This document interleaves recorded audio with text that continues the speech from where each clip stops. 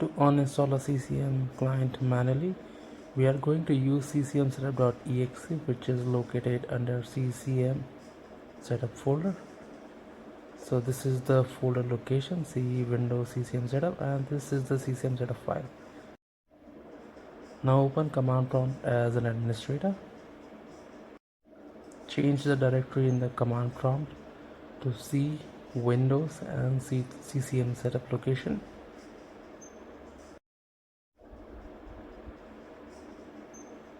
Once done, just execute ccm setup.exe /uninstall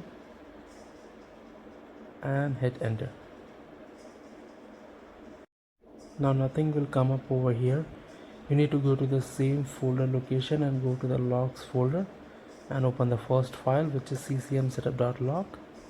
You can see the client installation has already started. You have to wait for at least 5 to 10 minutes to successfully uninstall a client. Once a client is successfully uninstalled, we will receive a command which states CCM setup has exited with return code 0. That means that a client has successfully uninstalled. Let's wait for a few minutes.